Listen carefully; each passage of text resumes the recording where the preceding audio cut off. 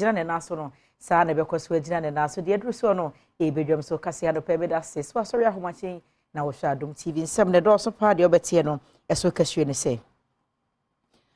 bronya aduru nti akwantufo dodo no a omutu kwan ko nkura hodo mu akodi wonum ebronya sanso ena abeto dwa se mpanimfo nhwade na wo hwe ye waye kadwumakuo no aban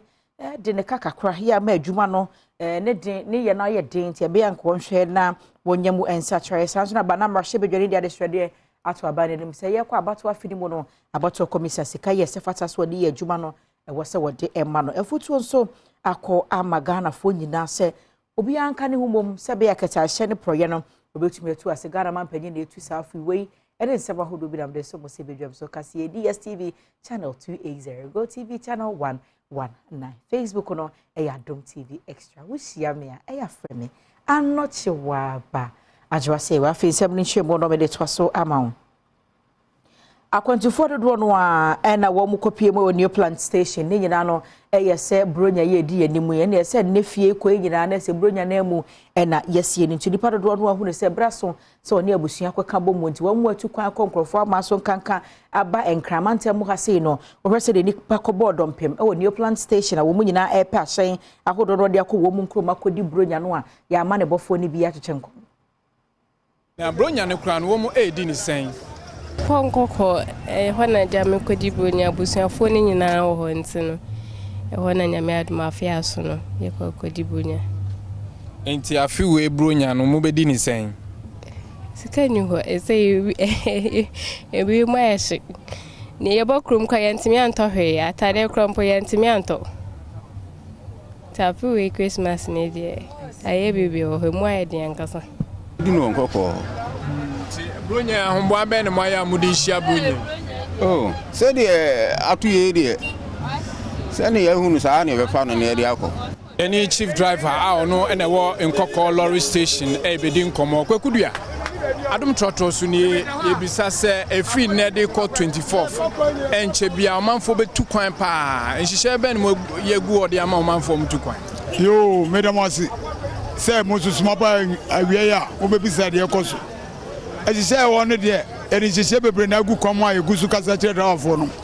eni pasinya fo no chese se bre bia no se afini be kwa wie se na pasinya no gusu ba ene fo ba bi no before car betu no ne pasinya se o kam new plant station na yenko enwasuamu nsem emu okomrahye bedwamu a Adom kuma no kasamafo wa bedwako a wate ode hwe eye nwasua ho nsem eso meche minority spokesperson on education eye opanyin Peter Nochu kote no wode adesrede ato Ghana ban wanim na afaso ye hwe nwasua ho nsem so enim se wasrada Ghana ban ye de waye keka enti ama resource ababontin BC ni wasidie nyina so wo mu hwe nkwada no so wo twa vigilators na de se wo makatua ba examiners de mind abane hwe na wontua waye keka sabia waye kensu betime tua na dwumayfo kai Desua ewonsem so ewo mrahye bedwam kasa ewo mrahye bedwam wo de tudwa se asoye a wo mo enehwe adesua ewonsem so enhwe na wonkotua wayekfo eka wo mo ediom se na beboa ama adesua ewonsem so akonanim wo kire mu se enam eka aban no ede wayek enu nti no besi ne invigilators ene examiners bi ewo ho a wo mo entua mo ka Ministry of Finance indicated that they do not owe WAEC, that the sum of 129,839,720 Ghana cedis, WAEC said they owed. They, as a Ministry of Finance, did not owe that. And that, per their records, they have released all monies to the Ministry of Education. So the committee has directed that the Minister for Finance or his representative, the Minister for Education, and WAEC should meet the committee to resolve the matter. Wasan edi tudwa se asoye a womo enehwe adesua ewonsem so osoafo a ono eneda no Dr. Yaho ose editwum edi abeto eye committee a womo enehwe adesua wonsem so ewo mrahye bedwom se asase bi eda ho a womo edi ba besi edan edi ama UNESCO fo ewo nkran no womo nyanete se private developer bi aba beto. We also realized that UNESCO, that is United Nations Education, Scientific and Cultural Organization, is one agency under the Ministry of Education. and they are housed in an obscure corner in the Ministry of Education. But unfortunately, the piece of land allocated for their office long time ago, Mr. Speaker, I made it known here the other time when Yeguswe jina my Ghana ye mrashe bedwe fie na bana mrashe bedwe ni so ensem ahodo ato Ghana ban wanim se wasrada bato komisa no enimanimu ya wonhwe de sika botin ode be hyas ya yensiesie sanse abato afi ene yewuramu yewochemu ananu ada mpotemu na musifo abato no ekoso no na omoyiyi eya assembly members ene unit committee members no ekoba so mo machines ahodo odidi dwuma no na enche de ntwa ye ba bi de ekora ntimi amaso sanse mfidie ne nye nti ye be kwa abato kasie mu ebe ya nkanimanimu ya no mpadifo nhwemfo sika ye sombo e ma abato komisa na mfidie wo so otofoforo no wonto na dani du hono ma yato abana somdue banda emra shebidwani abra woni amani buni atwetwe nkomo a wo kire na dwene ewo district level elections na no bnada wotu wieye no na wo kire mu se ahyensode ya electoral commission no ayese won mamanfo mfa nka won sa wa abra wato won mu aba wie no anhwe ye bebo kwanya to hono mu ama abato ni mu no manfo dodo no ato aba empren dodo bebre ye betumi aha dwene pa wokoso ade to dwa se aban enamaso ye kura o mansi kaso ama electoral commission sika bebre ya wode beto biometric verification devices ni bi said ye be ya afimpinu ene adunu nan no enkoba se dada no wo hono mo no ebi asei na nkoma abato no antwentwen na ase e polling stations ahudu bi yenso mbrase bedwafie ye kono electoral commission no mayete se open 932 million Ghana cedis ansa na watimi a organize 2024 general elections na minister for finance ni aban si ontimi fa sa sika no ma no intini senti sa BVDs ni BVRs na opesa oto no ontimi nto ende ya bai ya hu se BVDs ni BVRs no enye adwuma eno nti na electoral commission si okwa akoto bi inte be hia se mbrahye bedwafie se ye kwa e wo se yetimi ka bi ema abato commissioner no na abato the finance minister abansa na hene odisa budget cut of 140 million Ghana cedis no odi eka electoral commission no na wakoto machines no because and then me no buy while the others machines no nya adwuma na 2020 na out of 932 million Ghana cedis odi 786 akomano na aka 140 na 140 wenti ye to aba na abato na ankoyi a na say koe anase ye bae wasan so di tuja say ehu behia say dapot e de beto aba e wa fempinu ene edunu nan mu no aban ebeto asi wono mo se eye afofida se de be ya enipa dodo no abetimi akwakoto wono mo aba low turnout ne say but as we know said the ye to general elections no binimu to kwan ekwakoto maba but ende bebre aya aban adwuman for Intinka members who says a true election day, so election day must be declared a public holiday.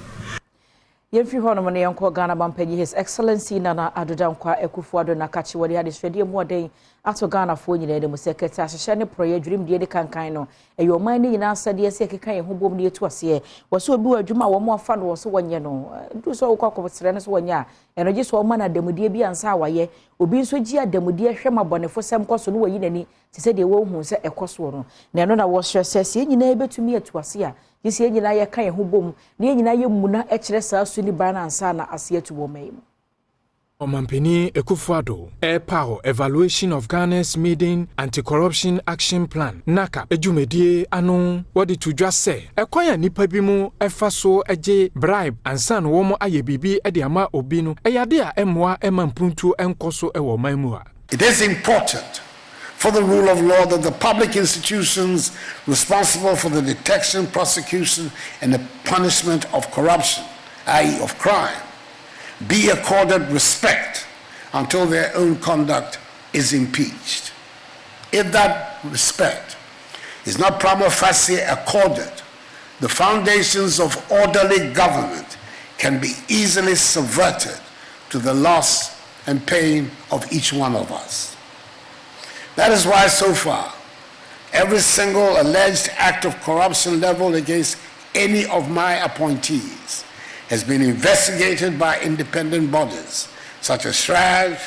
the Criminal Investigation Department of the Police, and in some cases by Parliament itself. government statistician Professor Samuel Enim kasa ediafa evaluation no what to just say wo mo beko institutions ahodo mu enam wo mo nkrata wo mo ekita no no makohwe se ebi mu wo ho a wo mo de wo mo ahye ketasehye ene proyemu ana. While we look forward to confirming some of the issues that have come up in their annual progress report, this evaluation exercise is going to give us an opportunity not to only confirm, but to say that what are the things that we left out, what are the external issues that possibly influence the evaluation exercise. The third thing that we seek to do in this evaluation exercise is to provide Yemfri honde yemko Savannah Mantem no so afo Said Muhazuddin Ejibr wo kiremu a enche be boso me miensantem ni na Dolly Bridge and Samso no ejirigu mu to manfo mu free baller bolle ekosola wo bolle mansini mu no ama akoni abadi hu de omo ye no kakra bi ni monimu ya temporary one na wo mu didi akoni aba no se sabre ye nsuo ya ti de wo mo hwa se Maripoma Constructions Limited ebe free Samso na ya se be ye nsuo be sha asase no na wate won se free hu ama akoni abadi hu nsem akoyi wo ho. Yid Muhazuddin Jibril Savannah Mantem musuafo Bra mani buni ene ne twetwe nkomo no ene woda na die se abotira ahyenkafo a wonum edi dole ensamso no so akoniaba enya no na ni sopa ne senti woda wonum wase esan se efi brand samso no ebugu mu no wonum a wokọ apa west no ade se wonum ekomane mane efa kentampo ekopie mu da mongo ansa na wakọ akopie honum a na ni so wonum pa passengers go on one to etiatia driver no ada o ka mi dane on dane ne ka no almost so munya go trema drivers no sometimes e also go try eboa until the American say obia what the rules of play how to curb accidents in this country, particularly take an eye on Christmas time, New Year time, and a future kakra no my drivers will say obianye abutre onchika no boko yamani boni ato so ekọ bia wayi sa dolin samso yi ekọ hwe te bia nsamso ne ewo mu wokohu se abu agumu ya hyenkafo bi one wono motwetwe nkomo no editu dwa se ede ahokyere pa na ababeto won so a ehun behia se contractor no eba beyi kwan no ama wonom nanso ni nyina mu no swafo yi ede atudwa se Maripoma Construction Limited ya wonom na wo yi sa dole ensamso kwan no enche kura wonom ba be hyase na waye adwuma ne se be ya hyenkafo ehun be han wo se sia me no kase contractor no all site but oye mobilization on say wo be ye site man is a major worker ye person on say bridge no a do be say 40 years in nya renovation dia entina aja mu amansi no and he said that is ba be ye sisia no it is even much better ye be expand a culvert na work on no ye be say 3 and say 4 first na ye ba ko pe ye be say 3 and say 4 said the si be ya next Yenyina Savannah Mantem no swafo nsemi so na kase amde so mo se bedwam so kase no memfa ensi ye dan ye ho abatewu na kase ye bedura de obonkrata pense mo online portal so nsem betwa so usia me a e afreme anoche wa ba ajwa se wa